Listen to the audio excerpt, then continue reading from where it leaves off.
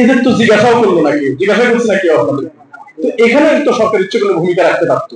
এরকম যারা বড় বড় কাজ, প্ল্যান নিয়ে যারা কাজ করে, বারবার প্ল্যান নিয়ে কাজ করছে, জীবনের ঝুঁকি নিচ্ছে, তারপর করোনা নিয়ে কাজ করছে, ভূমিকম্প, অগ্নি দুর্ঘটনা, এরকম বড় বড় ধসে যাওয়া ভবনের নিয়ে যারা কাজ করছে, তাদেরকে যদি এমন কোনো পদবি, পদক অথবা এমন কোনো নমিনেশন যদি তাদের জন্য রাখা হয়, তাহলে আমাদের পরবর্তী প্রজন্মটা শিখবে, জানবে। বা যত কিছুই বলেন, যদি মানে সম্মানিত বা সম্মানটা না আসে, অনেক সময় একসময় জায়গাটাও মানুষ ত্যাগ করে ফেলে, থাকে না। এখন অনেক ফাউন্ডেশন থেকে অনেক ভাই ছুটে চলে গেছে। কেন চলে গেছে? দূর ভাই, এখানে সম্মান নাই। তো এই যে সম্মান নাই, এটা কেন আসছে? এটা আমার আর আপনার কারণে আসছে। আমরা আরো একটু কিভাবে এটাকে মডিফাই করা যায়, এভাবে আগে যাইতে হবে। যেমন আজকে আমি যে ফেরিটাতে আসছি, এই ফেরির নাম কি আজকে যেটাতে আসছি আমরা? কুসুম নাকি? হ্যাঁ, কুসুমকলি ফেরিতে আসছি। ফেরিতে আসছি, আর এখন আমার চিনে দেখে উনি ওই যে বিআইপি রুম থাকে না দোতলায়, ওইটা ছেড়ে দিছে, 3টা ফ্যান লাগানো, এসিও একটা আছে, জানালা দিয়ে বাইরে দেখার সুব্যবস্থা আছে, শুয়ে থাকার একটা বড় খাটও আছে এবং সোফা সেটও আছে। হ্যাঁ, এটা আপনাদের সবার বেটা নিতে হবে। আমি জোর করে আমার ওইখানে ঢুকেছি, ভালোবাসা থেকে ঢুকেছে। কিন্তু আমি ওই জানালা দিয়ে নিচের দিকে তাকায় দেখি জীর্ণ শীর্ণ এক মহিলা, তার ছোট 2টা বাচ্চা, বড়টার বয়স 5 বছর হবে, ছোটটা হয়তো 2 বছর হবে। ছোটটা মনে হয় জন্ম হবে, একদম কঙ্কাল সাপ হয়ে গেছে। আর মেয়েটা যেটা 5 বছর হবে, এই 2টা বাচ্চাকে নিয়ে মহিলা ফেরির পাতাতনের উপরে, লোহার উপরে, খুব বাতাস হচ্ছিল, এই শুধু তার ওই গায়ের ওড়নাটা, মানে বোরকার উপর একটা ওড়না গায়ে দেয় না, ওই ওড়নাটা পাতলা, ওইটা বিছায়া বাচ্চা দুটারে শুয়ে রাখছে। বাচ্চা দুটো এরকম একদম মায়ের পেটে যেরকম থাকে, এরকম জীর্ণ শীর্ণ ভাবে ওইখানে শুয়ে আছে। তো এইটা হচ্ছে আমাদের দেশ। আমাকে চিনে, আমাকে জানে, এই জন্য আমাকে অনার করছে, এখানে দিতে দিচ্ছে। কিন্তু আমার চেয়ে বড় যারা, আরো বড় চোর, বাংলাদেশের মন্ত্রীর মধ্যে 50% হচ্ছে চোর। 50% কি? চোর। কি? মন্ত্রী। আর মন্ত্রী বলবে 50% মন্ত্রী চোর। কোন রিক্সাওয়ালা দেশের বাইরে টাকা পাচার করে না, কোন রিক্সাওয়ালা, ঠেলা গাড়িওয়ালা, ভ্যান গাড়িওয়ালা বিদেশের মাটিতে টাকা পাচার করে না, বেগম পাড়ায় বাড়ি করে না। যতগুলো বেগম পাড়ায় বাড়ি আছে, বিদেশে টাকা পাচার করছে এই বড় বড় কোটিপতিরা। এসালাম তো আসতেও পারে নাই, মা মারা গেছে। চট্টগ্রামে অর্ধেক টাকাই কিনে ফেলেছে। চিনি তারা ছাড়া আর কেউ নাই, সোয়াবিন তেল তারা ছাড়া আর কেউ নাই। মা মারা গেছে, আসতে পারে না। বাংলাদেশের সব টাকা কাছে বিদেশে যায়, কয়েক জায়গায় ব্যাংক, কয়েক জায়গায় ইন্ডাস্ট্রি, বাংলাদেশের টাকা বিদেশে চলে যাচ্ছে। এরা কিন্তু সবাই বিসিএস। তো এই কলমের খোসাগুলো বিসিএস এ যায়। রিক্সাওয়ালা, ভ্যান গাড়িওয়ালা, এই ফেরিওয়ালা, এই মানুষগুলো দেয় না। তাহলে এই যে বাচ্চা নিয়ে দুইটা, একটা মহিলা এই শুয়ে রয়েছে, এটাই হচ্ছে আমার বাংলাদেশ। এটা উচিত হবে। আমাদের দেশ মানবিক দেশ, সোনার বাংলাদেশ। আমরা তখনই বলতে পারবো যেদিন যদি শুনে যে বলে একটা এমপি আসবে, একটা মন্ত্রী আসবে, সরকারের উচ্চ পদস্থ কর্মকর্তা আসবে, যারা মার্সিডিজ গাড়ি চালা চলে না, তাদের জন্য ওই ভিআইপি রুম ফ্রি। ফ্রি নাকি? স্যার আসেন, আসেন, আসেন, যাচ্ছি। তাহলে ওই মানুষ যে পাটাতনের উপরে বাচ্চা 2টা নিয়ে শুয়ে রয়েছে, এতগুলো মানুষ আমাদের কারো বিবেকে বাজে নাই। তাইলে আমরা কোন মানবিকতার মানুষ আর কোন সোনার বাংলাদেশের মানুষ বলেন? এটা যেদিন বাংলাদেশে এই গ্রন্থটা রচিত হবে যে পাটাতনের মধ্যে সবচেয়ে অবহেলিত, জীর্ণ শীর্ণ, দুষ্ট যে মানুষটা আছে, তার জন্য হচ্ছে ওই টেবিল, এটা যদি আমরা রচনা করতে পারি, তাহলে আমাদের সোনার বাংলাদেশ হবে। না হলে যে সোনার বাংলাদেশ বলবে, সে আজকে একটা বন্ধ। আপনার ভিতরে যদি এই চেতনাটা না জাগে, কিচ্ছু দরকার নেই। আপনি মানবিক কাজ করে যান, আজকে থেকে নিজেকে উৎসর্গ করে দেন, নিজের জীবনকে মানবতার জন্য, মানবিকতার জন্য। পৃথিবী একদিকে, সমাজ একদিকে, সরকার একদিকে, আপনি শুধু একদিকে থাকবেন, আলাদা। আপনার কাজ হচ্ছে সাহায্য করা, আনসার। আপনি শুধু সহযোগিতা, সাহায্য করবেন। আমার 10ম শ্রেণী থেকে আমি মানবিক কাজের সাথে সম্পৃক্ত। এই 10ম শ্রেণী থেকে এসে পুলিশে করছি। 18 বছর পুলিশের চাকরি করে শেষ পর্যন্ত টিকতে না পারে এখান থেকে লাভ দিয়ে চলে আসছি। আমি কি খারাপ আছি? আমি একটা কোম্পানির brand ambassador, apex metal industry. 70,000 টাকা স্যালারি পাই। আমি নিজে একটা প্রতিষ্ঠান করছি, পল্লী বাংলা ফুড প্রোডাক্ট। 20 জন এমপ্লয় আছে আমাকে ছাড় ডাকার জন্য। একটা বেয়ারিশ হাসপাতাল করছি, 120 শয্যা চলতেছে। আল্লাহ বলছে 2টা শব্দ আমার কাছে অপ্রিয়, তালাক এবং মানুষের কাছে হাত পাতা। আপনারা সংগঠন চালান, কিন্তু কারো কাছে হাত পাতবেন না, দরকার নাই। তাওয়াক্কাল তু আল্লাহ। আমি আমার জীবন দিয়ে আপনাদেরকে উদাহরণ দিচ্ছি। এই দীর্ঘ জার্নির প্রায় 20-25 বছরের এই জার্নির মানবিক কাজের কোনোদিন কারো কাছে এই ভিডিওটা অনেকভাবে রেকর্ডিং হচ্ছে, দেশে বিদেশে সবাই দেখবে, কোন একটা মানুষ কমেন্ট করেন যে শতক সাহেব আমার কাছে অনলি 2000 টাকা, 2000 টাকা চাইছে যে ভাই 2000 টাকা দেন একটা মানবিক কাজ করবো, এরকম রেকর্ড নাই। কিন্তু দুর্ভাগ্য আমি অনেকগুলো প্রজেক্ট এখনো শেষ করতে পারি নাই। কৃত্রিম পা লাগানো প্রজেক্ট এটা 700 মতো শেষ করছি, গৃহ নির্মাণ প্রজেক্ট, নলকূপ প্রজেক্ট, বেহরিশ প্রজেক্ট, অনেকগুলা প্রজেক্ট আমার কাছে টাকা আছে, আমি এখনো শেষ করতে পারি নাই প্রজেক্ট। আমি কারো কাছে বলি নাই, আপনিও যদি এরকম তাওয়াক্কুল ভাবে নামেন, টাকা গায়েবী ভাবে আপনার কাছে আল্লাহ পৌঁছে দিবে, কারণ বিশ্বাস করতে হবে আল্লাহ একজন আছেন। তো এই জন্য মানুষের কাছে চাওয়ার দরকার নেই, তাওয়াক্কুল তো আল্লাহ, আল্লাহ আপনাকে জন্য যথেষ্ট উত্তম ফয়সলা করেন, আপনি এগিয়ে যান। শুধু এখানে যারা আজকে এই পরিবর্তন যুব উন্নয়ন সংস্থা ভোলার মধ্যে, এখানে এই সংস্থার সাথে সরাসরি জড়িত কয়জন আছেন হাত তুলেন, ওনাদেরকে দেখায় চেহারা গুলা, বেইমানি করলে বেইমানির চেহারা মানুষ দেখবে, এই চেহারা গুলো দেখেন, যে বেইমানি করলে হাত তুলেন না। যারা এই সংস্থার সদস্য তারা হাত তুলেন, কি রে ভাই গেঞ্জি করে বসে দিচ্ছেন, হাত তুলেন। এই মানুষগুলো হচ্ছে পরিবর্তন যুব উন্নয়ন সংস্থা। একটা কথা মনে রাখবেন, নেতৃত্ব লিডারশিপ মেনে নেবেন। নেতৃত্ব এমন একটা গুণ, তার টাকা পয়সা নাই, তার শরীর নাই, তার চেহারা নাই, এগুলা দিয়ে নেতৃত্ব হয় না। নেতৃত্ব হয় তার ভিতরের যে স্পৃহা আছে, এই স্পৃহাকে নেতৃত্ব বলে। একটা কথা আপনাদের উদ্দেশ্য বলে যাচ্ছি, সবাই কান খুলে শুনেন, সেটা হচ্ছে বনের মধ্যে সবচেয়ে দ্রুততম প্রাণীর নাম কে বলতে পারবেন? সবাই শিক্ষিত মানুষ, না বললে সমস্যা বলতে দিলাম। সবচেয়ে দ্রুত, এটা কি বললেন? চিতাবাঘ। চিতার চেয়ে দ্রুততম প্রাণী আছে নাকি বনের মধ্যে? এই সে কি বনের রাজা? সবচেয়ে লম্বা গলাকার জিরাফ। জিরাফ কি বনের রাজা? আচ্ছা, সবচেয়ে চতুর চালাক বেশি কে বনের রাজা? শিয়াল। সে কি বনের রাজা? অন্যের মাথায় কান চুলকানোর মতো দুঃসাহস রাখে কে?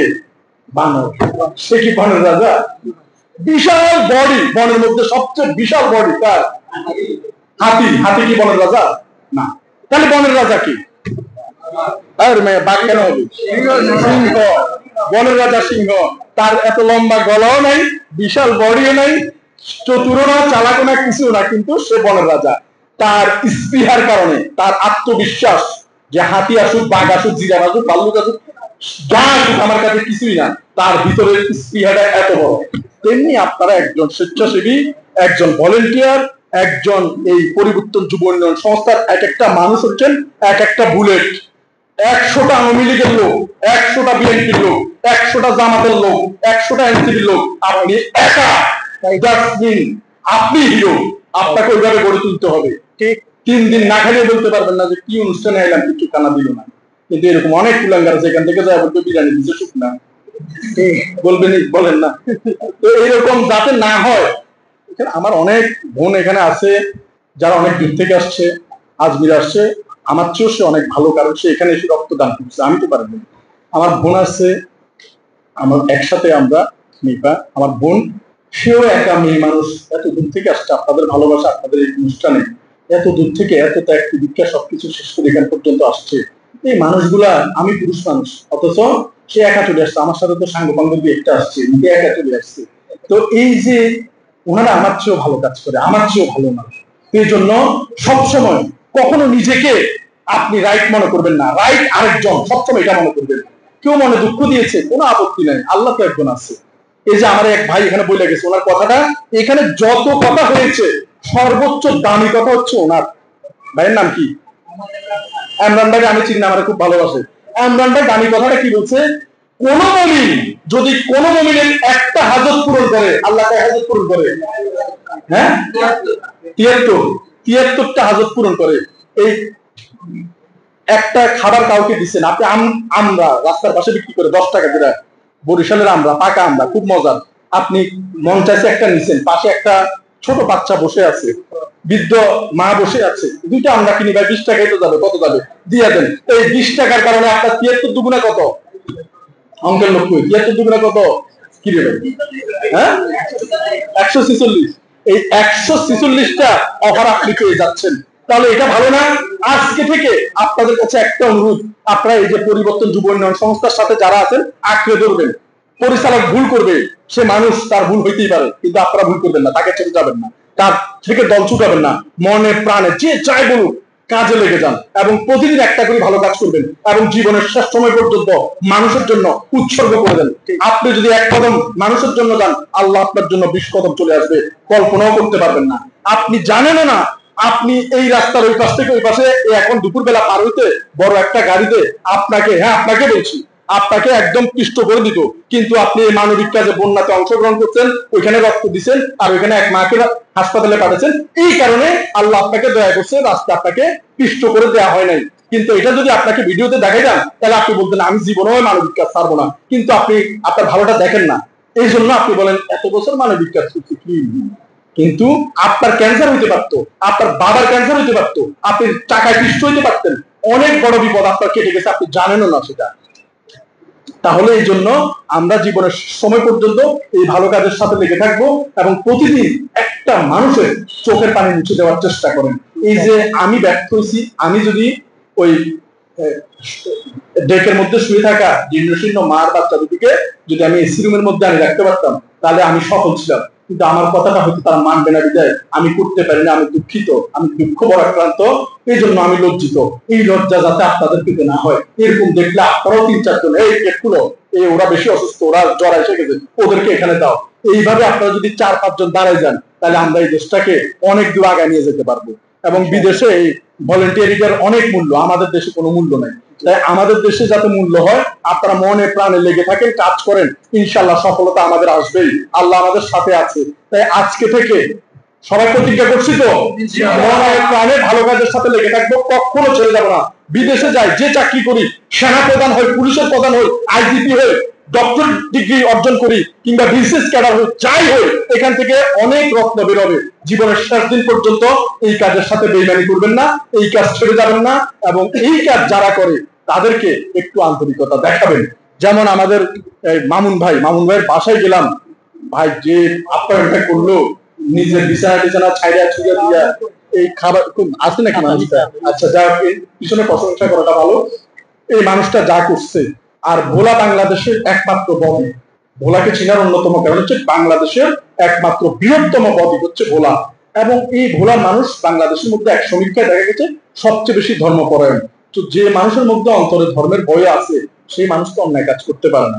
তো আর সারা জীবন দেখে আছি যে বড় বড় বিলবোর্ডে শেখ মুজিব, শেখ হাসিনা, জয়ের ছবি, এখন দেখতেছি এই জায়গায় ঢুকার সময় দেখলাম খালেদা জিয়া, জিয়াউর রহমান, তারেক জিয়ার ছবি।